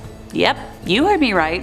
While The Wizard of Oz might be one of my all-time favorite films, heck, I've even cosplayed Dorothy alongside my childhood Toto plush, it took me a while to wrap my head around this sighting. Darla of Jacksonville, Florida, experienced this event in May of 2017 that left her completely bewildered. She was driving on a neighborhood street and a strange animal was on the roadway. She could see its head and it looked kind of like a monkey, but it was smaller, similar in size to a prairie dog or a gopher. She found herself repeating, "What on earth is that?" to her friend that was in the car with her as she drove around it, seeing as it wasn't moving and was possibly dazed by the headlights on her vehicle. I'm hoping she didn't have her high beams on because they fry out my eyes, so I don't want to imagine what it would do to a little critter. Her friend thought it was like a possum at first, until they passed it and agreed that it definitely didn't resemble a possum, but they still couldn't come to a consensus on what it was. Darla turned the vehicle around and all she could see were wings that seemed way too large for the size of what she had seen flying away. Now the logical part of her brain took over and deemed whatever the heck it was too big to be an owl, so maybe it was snatched up in the sky by an owl? At this point we've named off every similar creature in the same size range. Darla pulled over to mentally dissect what she had just seen to try and make sense of it. It was a being that was kinda on the smaller size, with a head, a neck, the ability to stand solidly on 2 legs, oh, and with extremely large wings. I was gonna say, that was almost my description.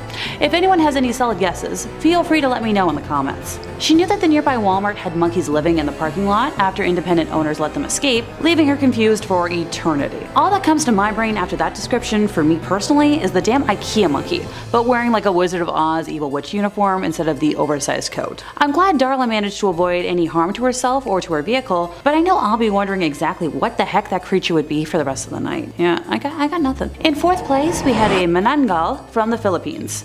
I swear I do look up how to pronounce new words, but my tongue just doesn't like them on occasion, and sometimes I get led astray by false pronunciation videos. 2 young women in Talisay City are positive that they spotted this creature. The name comes from the Tagalog word tanggal, which means to remove or to separate. Oh, for those of us who aren't experts on this creature, it's a being whose upper body separates from its lower body, possesses fangs and wings that give them a vampire-like appearance and resides exclusively in the Philippines. This creature is said to favor preying on sleeping pregnant women, using an elongated proboscis-like tongue to suck the hearts of fetuses or the life source of someone who is sleeping. Now, as usual, local police are trying desperately to cover up this spotting, but thanks to social media, that's getting harder and harder for them to do. And we all know I hate a cover-up. Our two witnesses went to a neighbor's house to get a Wi-Fi connection, and afterwards, while they were returning to their own home, they spotted the manananggal on top of a roof of a neighbor's house. Now, the neighbor in question sadly didn't bear witness to the majestic creature, just both women shouting and crying. Police also interviewed another neighbor, whose house is close to this first neighbor's home,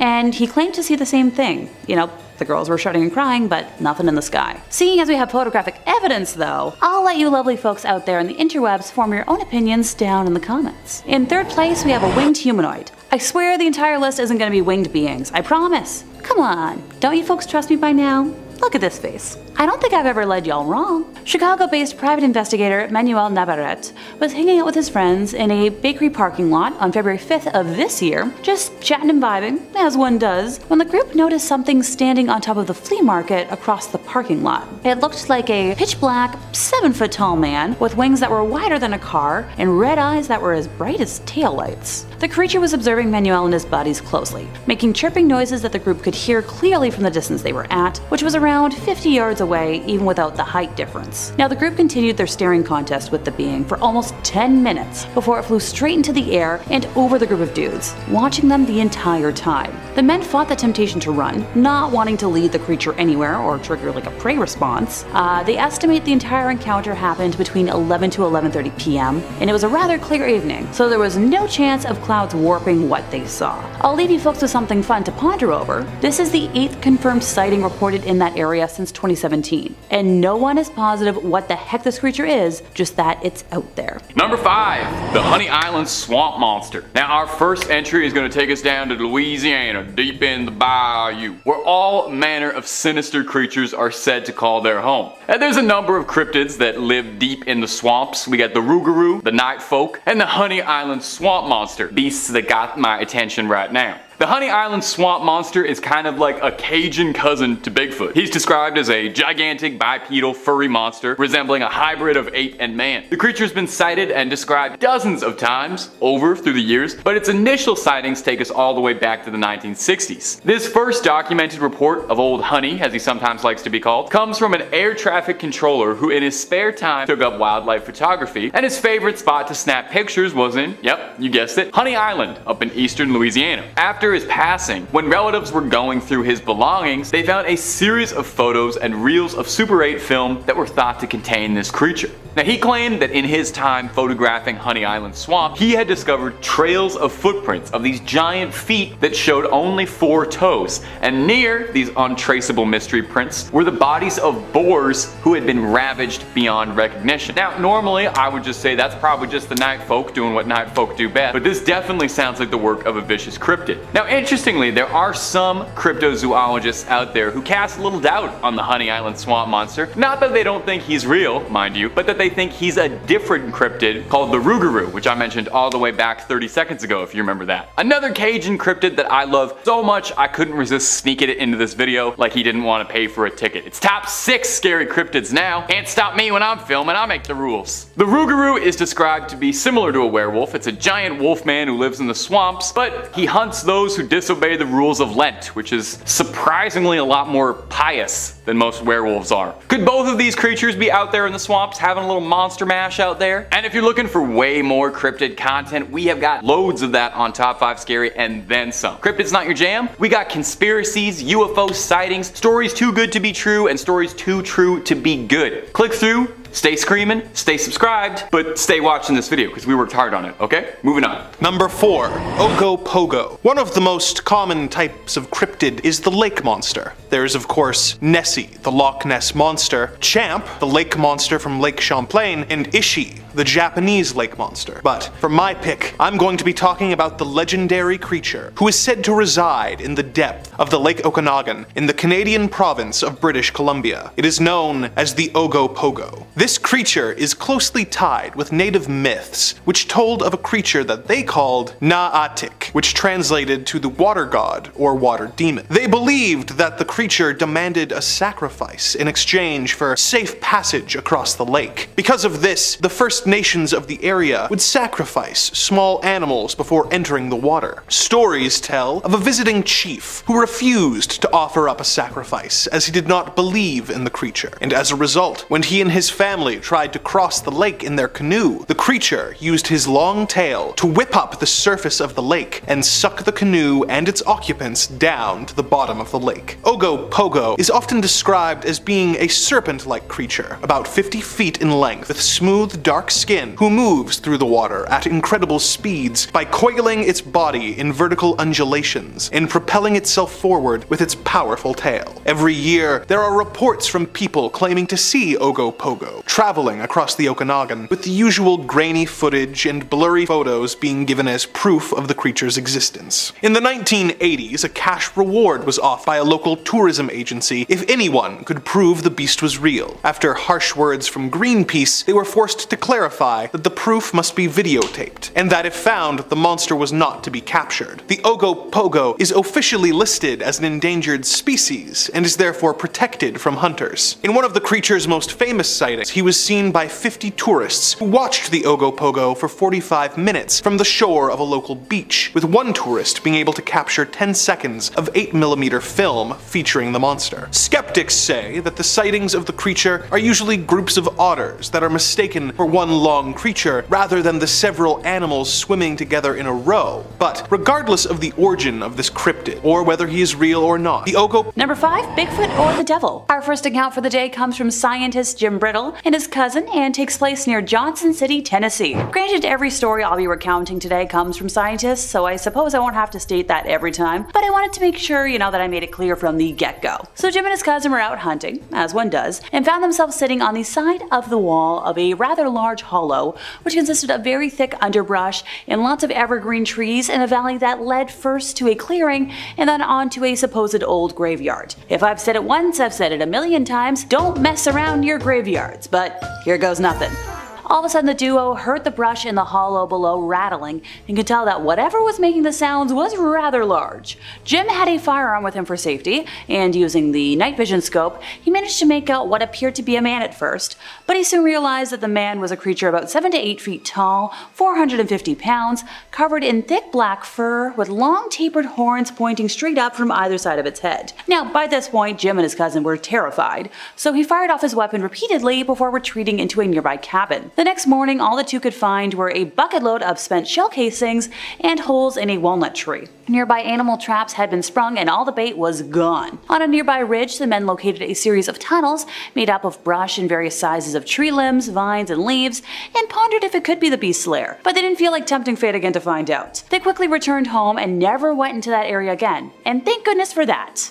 Number 4, Mothman. Time to travel over to Waterville, Maine in late summer of 1971, where even I can't wrap my head around what happened. Dr. Sally Daniels was newly married and living in Killeen, Texas in a small duplex with her husband who was in the army. One night he was off duty while Sally was home alone in bed, and around 3 a.m. in the morning, otherwise known as witching hour, she woke up and saw a black figure standing at the bottom of her bed. She described it as 8 or 9 feet tall with huge big black wings and red eyes. Now, like any rational person, she tried closing her eyes and going back to sleep, or pretending it wasn't happening, but when she opened them again, the creature had moved to the right side of her bed. Sally was now frozen in fear, unable to scream, and darted under her blankets in a state of panic until the creature left. Shortly after this event, Sally moved to Maine because she was way too frightened to ever stay alone at night when her husband had duty. She had mentioned to her mom about seeing that huge black angel, and the mom was glad Sally came home as that didn't sound good. At the time she had never heard of the Mothman, but a few years later she came across an article and a drawing of one, finally giving her an answer as to what she saw that fateful night. Number 3, Kamakiri. Something I really like about reading about Japanese yokai and their mythological monsters when you read about a bunch of them is that they tend to kind of fall into 2 categories, It's either the most terrifying thing I have ever heard in my life, a story of a malevolent spirit that's been wronged and will haunt you and do something unspeakable for a painful death, or they're just like weird little goblins, they're like weird little ghouls that go around doing silly little things. The Kamakiri is one of the silliest little horrible demons I have ever read about, so that's why I'm including them, because they're hilarious. A kamakiri looks like a weird little bird, like a little bird monster, with a razor sharp beak and very pointed claws. They're teeny tiny and very sneaky to move undetected. So what does the dreaded kamakiri do? Are you ready for this? Hold on to something, because this is going to terrify you. It breaks into your house at night and it cuts your hair. They hide in your roof and they wait at night for the perfect moment to strike, and then they go in and they just mess up your perfect dew. They layer it all weird. They cut the ends right off. They frost your tips, and they go after anyone, okay? They're not picky. If you've got a head of hair, they want to snip it up. Only the baldies are safe now. They wait until you're asleep, and if you're wondering, you're just sitting there like, why would anyone tell a story about this monster? Why would anyone make this up? It was in periods of Japanese history when long hair was really the only fashion and accepted hairstyle. I would have done great. So the idea of a nobleman having his hair cut in the middle of the night was like spine chilling. These days though, it just makes kamakiri sound like he's like a college prankster than it does a real monster. But that's only half of why I thought this creature was so funny. Aside from the split end touch-ups, a kamakiri cutting your hair is said to be a sign that the victim is about to unknowingly marry a yokai. Shapeshifters like Yorogumo or Kitsune can trick young men into marriage. So the kamakiri steps in and he cuts your hair to let you know you might accidentally end up marrying a demon spider shapeshifter woman. And I just got paid to say that sentence out loud. We made it, ma. Kamakiri, you might win the top 5 scary award for one of the funniest cryptids we've ever talked about on the channel. A solid number 2 compared to my true favorite, Akaname, the demon that comes into your bathroom and eats waste, which I guess would make him number 2. That's the rudest joke I'll ever tell on this channel. I'm so sorry. You guys can cut that if you want. Okay, moving on. Number 2, Akamanto. The Akamanto, also known as the Red Cloak, is a masked spirit and may very well be one of the most evil, weird creatures I've ever heard described in folklore, so just wait till you get a load of this. Now, like any good folktale, there are some local variations in how Akamanto operates, but the elements that remain consistent across all tales are that the Akamanto preys on you during your most personal moments. You know, he tends to come for kings who sit on a porcelain throne. He visits you in the smallest room in the house. He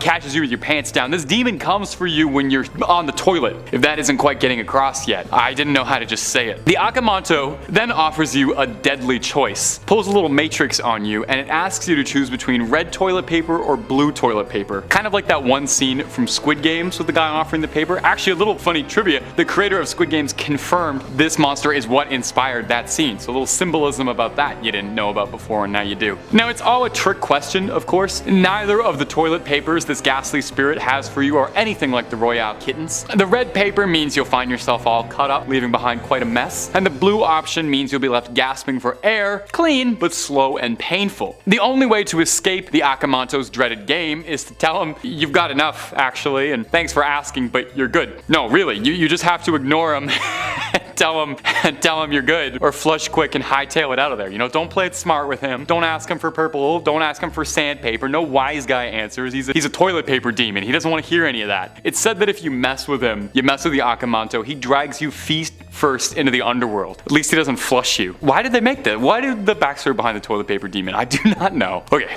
number 1, Onryo. And our number 1, I went with the Onryo. And Onryo translates almost literally to a vengeful spirit, and in every definition of the words, that statement rings true. They're also sometimes called hatred spirits, because an Onryo is specifically a ghost of someone who is capable of causing grievous harm to the living. Onryo are almost always depicted as women who were wronged in their life. They're not exclusively women, but majority of them are. They were traumatized by their death, and they spend the rest of their days exacting revenge. God forbid women do anything fun, huh? Nailing down exactly what an Onryo is capable of is difficult, because there are so many countless interpretations of the vengeful spirit. But just know at home that nothing good ever comes out of crossing an Onryo. You can expect things like sleep paralysis, telekinesis, curses, evil magic. Like I said, really nothing good. It's worth noting that as part of the legend of an Onryo, her vengeance can never be satisfied, no matter how many enemies she fells in her wake. An Onryo will go after her lovers, family, whoever she had the most lingering pain for. And after she's done with that, well, she'll just attack indiscriminately. You gotta do something with the day, right? Onryo are a very traditional Japanese story, popping up in a lot of performance art pieces like No, Kabuki, and Rakugo, and they even continue to be the center stage in modern works. Probably the most famous Onryo I think most Westerners would know about is Sadako Yamamura from The Ring, otherwise known as Samurai camera if you only saw the American version, and if you have, you gotta fix that at some point for me, okay? And Onryo traditionally is described as wearing a white barrio kimono. She's got wild, unkempt, long black hair obscuring her face, and in stage plays with dramatic white and blue paint, so she looks like the girl from The Ring, basically. And how does one stop an Onryo? Oh, you don't. Yeah, there's nothing. Once she's coming for you, she's coming for you. So, be nice. Just be nice to the ladies in your life and hope that they never come back as vengeful revenge spirits. Do you believe in fairies? Now, while most folks like to think of them like helpful beings with multicolored hair, stunning wings, the reality is not all sugar plums and sweetness. American soldier Sam Barrett comes from a long line of military personnel, if we're talking expertise. Currently deployed on a peacekeeping mission, so the location of the story is kind of anonymous for safety, but the current climate where he is always raining or foggy. For context. So one night earlier this year, while retrieving a cache of buried weapons, he and his platoon noticed some lights in the forest that were kind of far away. They were about like 10 small lights, all moving pretty erratically. Now another member of Sam's group began to hear what sounded like two people whispering in a language nobody could understand. And it was very quiet at first, but it started to get louder until it sounded like they were whispering right next to his ear. Soon, about 10 more voices joined in on the whispering, and they were all talking at the same time. The men began to panic. They were like, oh, maybe these lights are a distraction, which apparently that was a common tactic used by the local enemies. And they're like, uh-oh, ambush. So Caleb, a teammate and good friend of Sam's, suddenly started speaking loudly, which is not what you want to do in this situation. It seemed as though he was trying to communicate with his father, who had died 2 years earlier, and he dropped all of his belongings before running towards the lights. Now Sam was like, okay, my buddy's lost it, or maybe there's mind control going on. Now, fearing for Caleb and worrying like, yo, you're a dummy, you're gonna give up our position, he chased after him. But Caleb kept repeating, I'm coming, father, as he sprinted towards the lights. Well, as they got closer and the lights got bigger, Sam found it odd he couldn't really make out any definition, like there was nothing behind them. They just looked like lights floating in midair. Now Caleb was on his knees with his arms at his side. He was praying in front of these lights. And he was in like a trance, and Sam tried snapping him out of it, but he was like, nope, my father, the lights, the lights. Now eventually the commander of the team showed up, looked at everything, and was like, uh-oh, the fairies have him. Caleb eventually passed out, and the lights disappeared almost instantly. After being carried back to the base and returning to consciousness, Caleb had zero recollection of what happened. And not just for the evening. The entire day was a blank. Terrifying. We can't have a cryptid list without Nessie.